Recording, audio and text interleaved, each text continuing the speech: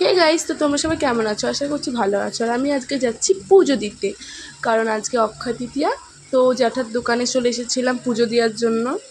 এই যে ফলমূল সব কাটা হয়ে গেল, তারপর ব্রাহ্মণও চলে এসেছিলো, পুজো কমপ্লিট এদিকে। তারপর আমি চলে যাচ্ছিলাম স্কুলে, যেহেতু আমাদের স্কুল লাইফ শেষ হয়ে যাচ্ছে, মানে হয়ে গেল। আর দেখো কী অবস্থা, মানে রেজাল্ট নেওয়ার পর এটা সবাই সবাইকে করে দিচ্ছিলো। তারপর অবস্থা দেখো, এই যে সব বন্ধু বান্ধবী মিলে একসাথে। ওরা ভাবছিল আমি হয়তো ছবি তুলছিলাম, বাট না। এই যে বন্ধু পোজ দিচ্ছিল, তারপরে দেখো আমার বোনের অবস্থা, মানে আমার মাসির মেয়ে কী করেছে চুল দুটোকে। তারপর আমি চলে যাচ্ছিলাম একটু বাজারে মায়ের সাথে। আর এই যে বাজারে যাওয়ার কারণটা হচ্ছে, আজকে আমাদের একটা সোনার উপর দোকানে হালখাতা ছিল, তো ওটাই যাচ্ছিলাম। এবার বাড়ি চলে আসলাম। তো ভিডিওটা ভালো লাগলে লাইক কমেন্ট করে দিও।